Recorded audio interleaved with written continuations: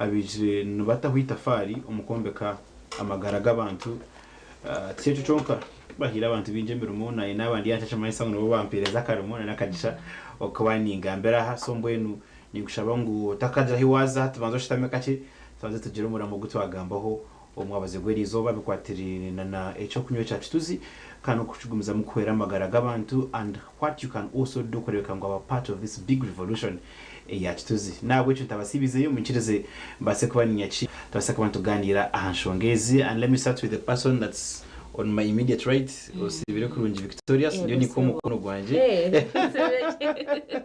yes ni nomwe omuba kujunanzwa bwa Kitunzi ahabwa Kituzi kandi yatwegitaho mubaze gwerizoba na numwe agree mjebare brandi netambura nibere bitoko brandi tunetambura kurungi kuko kitagashikira yokwe nanshaho tubanze turamuseho aba customers bitu na nabantu bona abari kureba TV West mwebare mnonka okay omwizina ryanje nyino mjuna agre orukwebembera team eyaba Kitunzi na no mwizina lya company yitu eiba kweta Kituzi Farm Company Limited okay ntubanza no kubaramutsia muriyo mu ruhoro kandi muje baremerumo ntusima ubuhagizi ubw'abantu mwena mukutwereza kandi ntushaba ngo mwongere mutwereza ubuhagizi kabutosha. All right,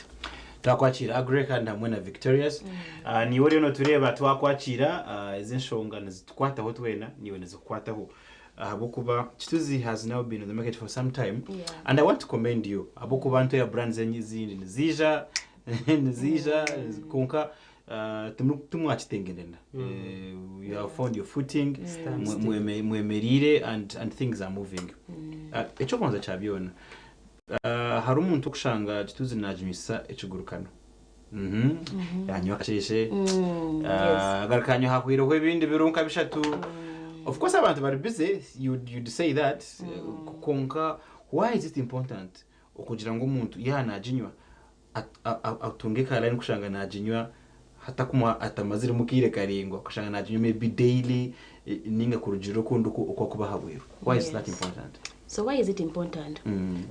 The way they say omujungu na agamba an apple a day keeps the doctor away. That's right. They don't say an apple a week, an apple a month, an apple a year. So Kituzi basically no mubazi kunkati mubazi ndi ngutamba curative medicine. It is preventive medicine. Okay. Ngoko kwa kuja nti eat your food, use your food as medicine, not medicine as your food. That's right. So Kituzi yitu elio no mbazi kunkano mbazi okupreventinga endwala kana nda kutangira endwala zawe toyine kulya kintu only as a one off oyine kuchirya consistently so na Kituzi yitu nakuna kulya nti at least 3 bottles a day. 3 bottles ziwanoznywa in the morning, in the afternoon and in the night waza kubyama nkejeshaha. Yes. Konka ngokuna gamba an apple a day keeps the doctor away. When na Kituzi a day keeps the what? The doctor away. That's so Kituzi utakaji wakagira ndi mwenu kabanyize ndi Kituzi netambesha ne kuyamo mechi nechi najuma mu week emwe omurundi gumwe mu week emwe tekunkora umwana wanje ya kore zakumana wajanta wa Kituzi mbwe n'abanyabishuba ebagambe bera tibikora no kugira nto kujinywa ki to kujinywa je so Kituzi wana nenda ekore jinywe consistently kuko akugira nte michungwa netamba mebisinyiga tukujya nte michungwa gumwe ukeza immunity boosting. Oh no. No. So chikole chibe practice and every single day ni buildinga obutafali bwanje bw'omubiri. Tubagamba Kituzi nekereza amani. Konka mani twaganywe twamishuzemwe ukamanya twafuna amani gomwaka gwona. No. Glucose nozatenga every day. Carbohydrates nozatenga every day. Aboko obongo bwitu buli wired in a way that nibuteka depending on glucose. So ulipo kuteka wawa teka ntabanza kulya chi chimasa you're using glucose. Kana twaza kuza school fees. Oba hatwaza kuza school fees. That's a good deal of glucose because you're using glucose. Imashubu zinobodi yaho jandi konka Kituzeji naza kujigura hatika yampo hose naza kuziyanka you're using glucose.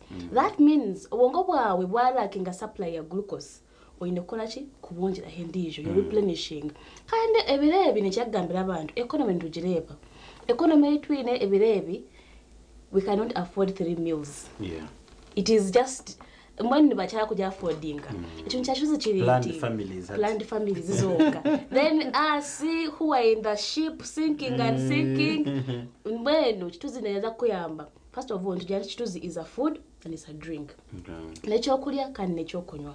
Ekyokunywa kuja nti is liquid koko kuleba nika liquid aka konka kituzi erimu fiber ni is the food ninga nutrient eri ku breaking down mpola munonga so there's a fullness olabiro lyaho tuwalya munonga kunkana okuura mwene oli okay tuwagira njala tuwagira miguto mwingi niyo fiber che kukora tuwayikahamura tuwayenda kulisa I think ne yambana no bowel movement kugira ngo umuntu yaza okwenyuma hari abantu bakuzeho kaza yakakora ya kamara yo mwaka hatokebuza ninga na nachina nabi ne diarrhea abakuba ne thickening the kola bulkiness ya stool yawe ushanga nti mbweni wakola ki washoboza je twina abakikuru twina abagurusi abina amaguru ngashasha ushanga umuntu nashasha amaguru nashasha mugongo ushana ataka zinc neza kuyamba kituza ine minerals nzigumya amagufa gawe ushanga twina amagufa gagumere twina abantu yo 25 years you can't eat a sugar cane iwe mukuru. My grandmother is 86 years actually 87 this year nareshikije why ine calcium nonje so kituza nza kuyamba ine calcium ine magnesium ine the right minerals eziza kuyamba mu mubiri gwawe kuburi very strong. So back to the question kituza jinywe as a daily routine jinywe kuba kugambira nti 3 bottles per day uyewe kutangaza mbwene agure shana kwa kwenda kujichwa yongera wanshongeje konka haruho abantu abatwire bakora cyo bakosa cyona okusi abantu kituzi they buy in wholesale bagura mu bwinji na n'umuntu akubari abantu abakuza kamwe kamabana konko wana nkatabara yo kituzi mbajya mu mutore niyo murongore benefits zirumu ukushanga umuntu nayi hayatyo okusi abantu ubuhereza nko because that kituzi ntugirebera mu as a service now these days abumuga mpango gwe rukora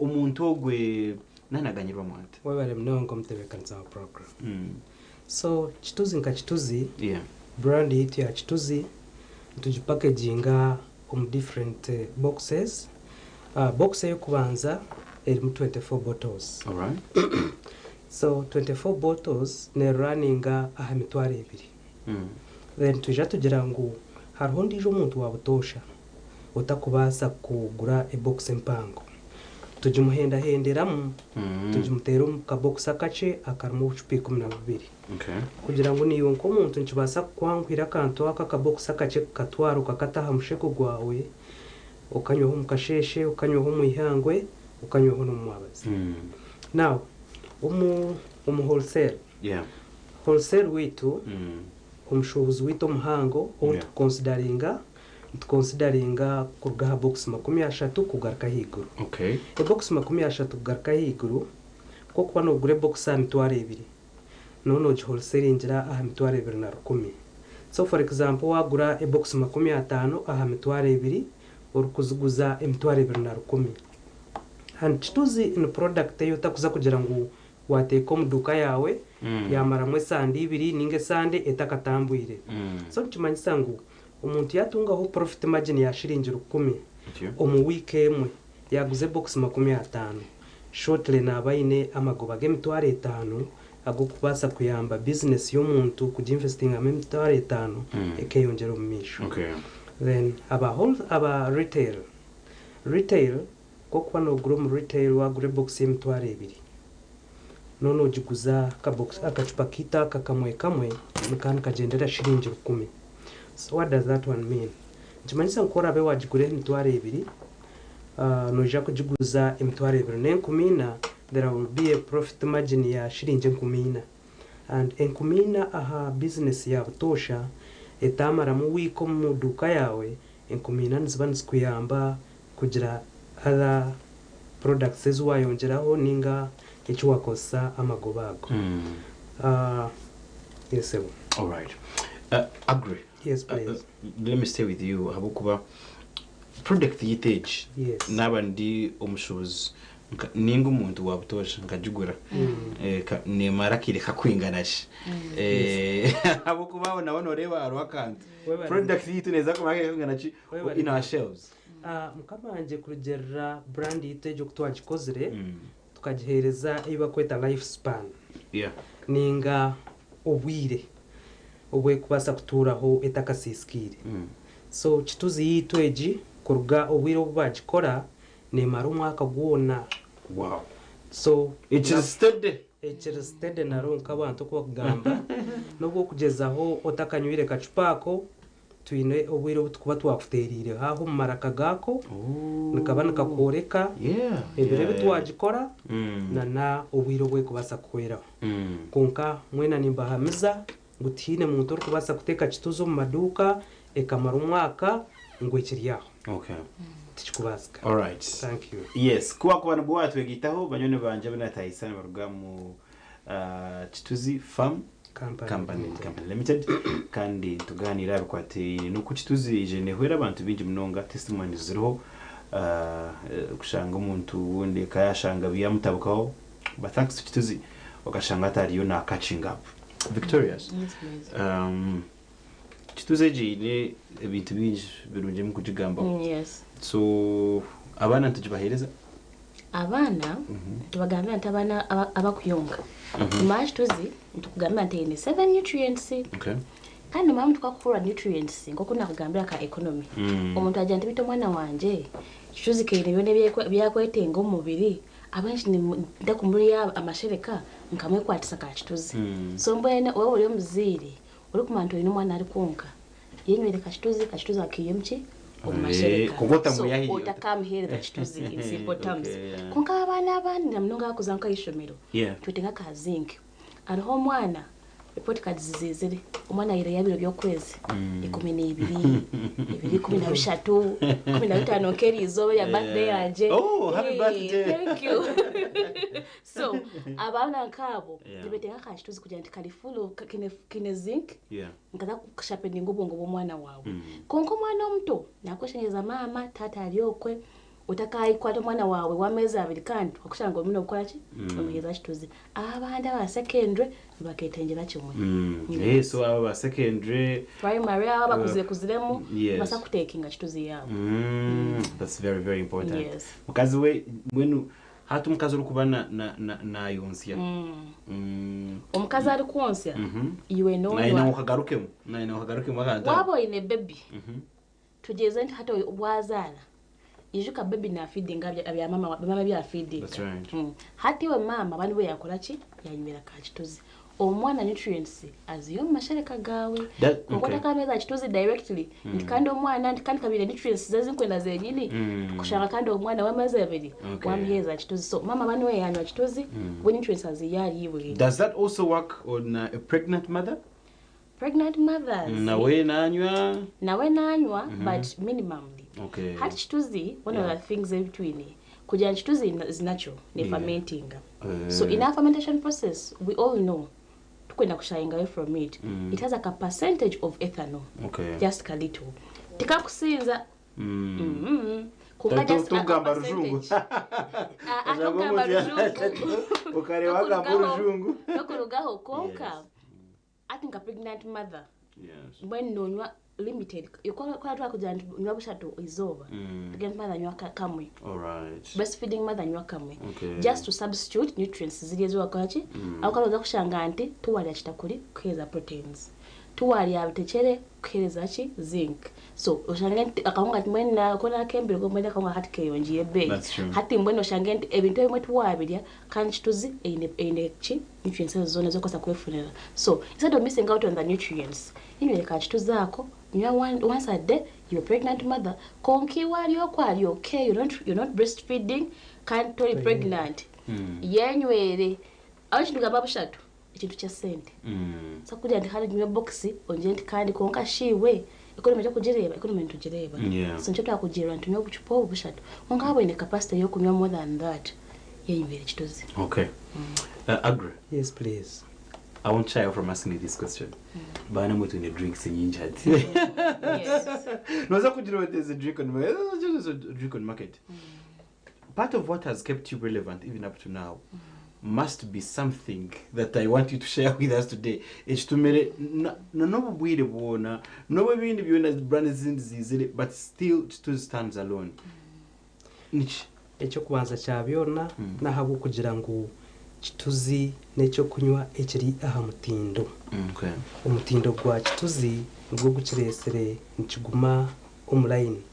Kitagaruka nyuma kita phasing out of the market. Yes. So our quality has been the best. Uncompromised. Please. Oh wow, that's very important. Numanya Victoria Sarum to kushangana jirati akantu katandika kare karungi so atoba abantu bakakunda munonga reka nyuzyemu. Sure, yes.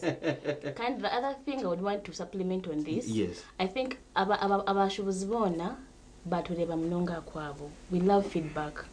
So we usually come door to door to buza abashubuzi betu how best can we change.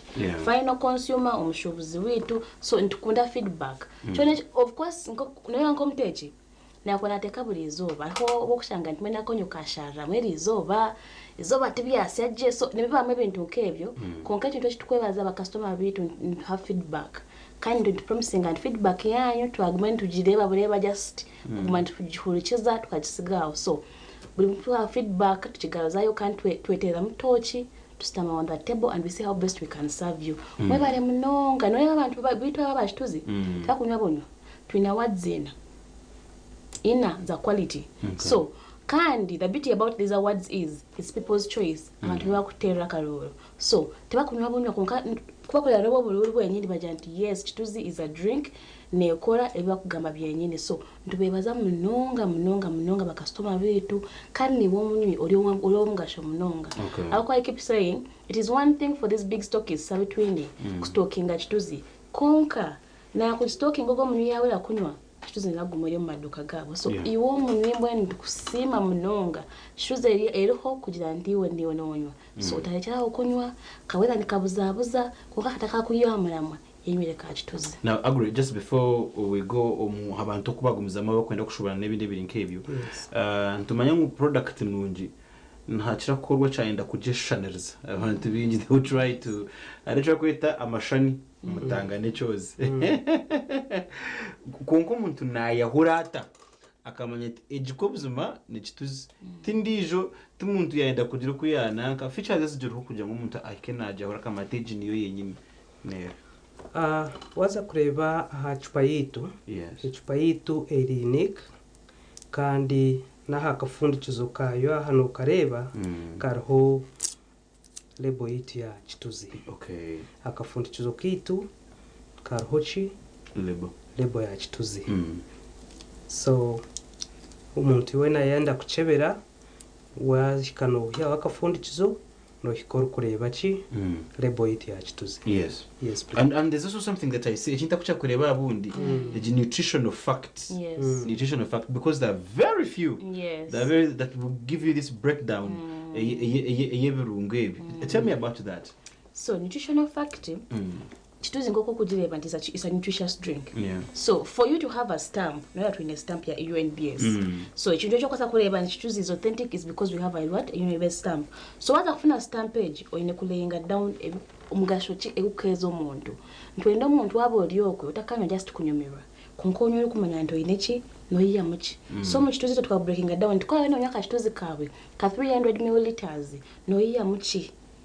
Ntiminyamu energy can't create quantities no yam energy ekwingana chi yes akuba bile into watching that zitu nakuja nti mweni izoba dia carbohydrates maybe like 4 point something hati wana omanya nti mbweni carbohydrates zanje omukituzi kunkunywa Kituzi kamwe mbanye ne 3.6 omanya nti na watching that yanje so ntukule injira out ebintu ebi. Another thing that is different issues are different is we have our numbers in numbers zetu za Kituzi kokusanga hanoshanga customer care lines.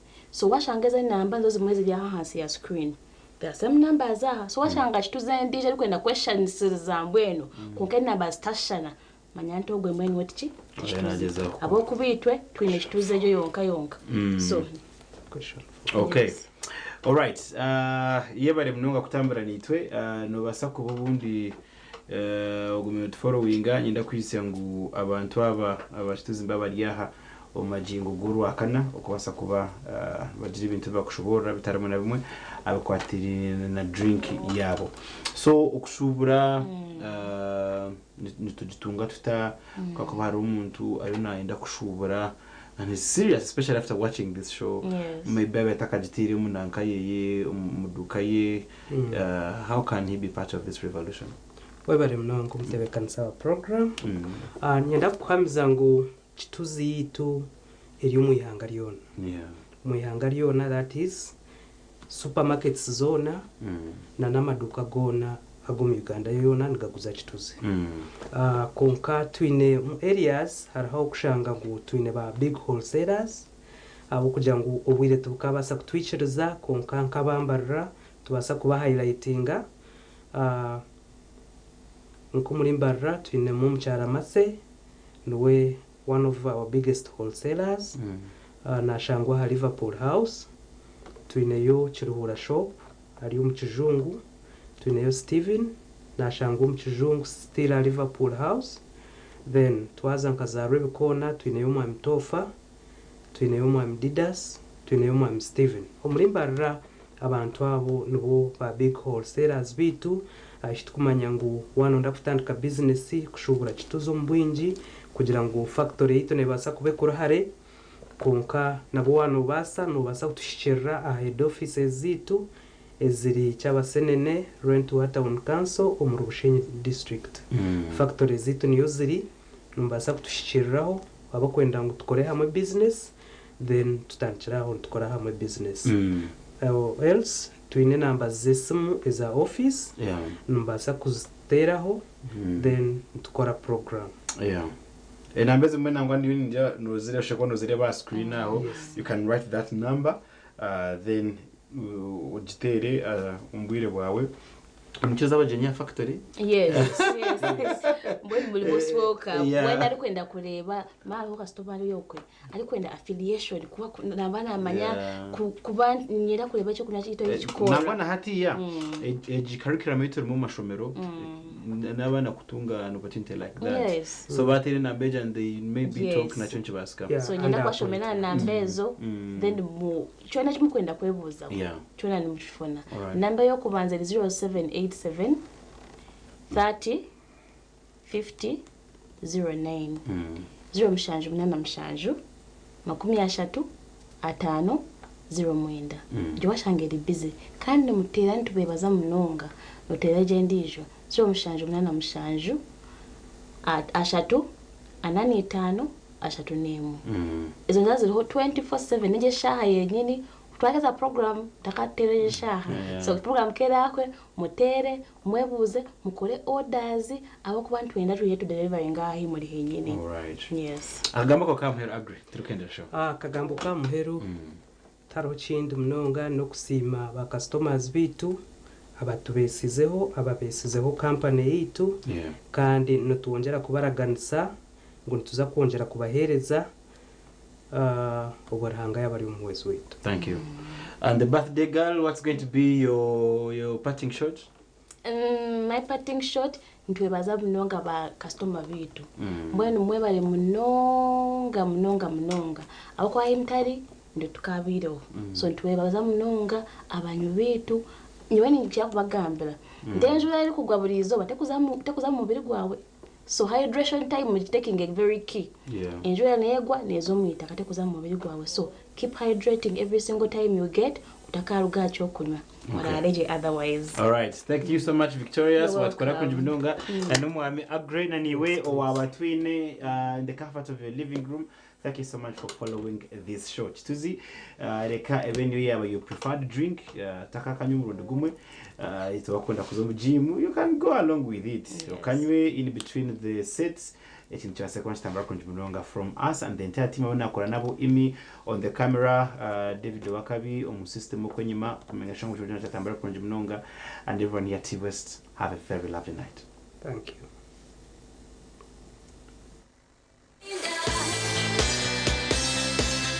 Nehinda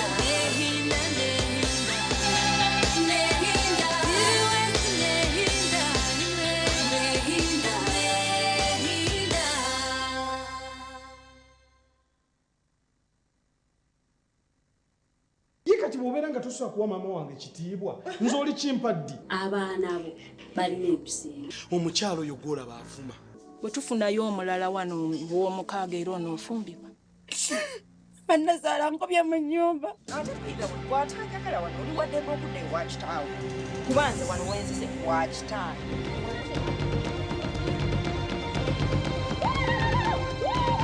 Just tell me. Sorry, it will be okay. oyo ye mba wa Tamara ensi n'eggulu gwe bimanyi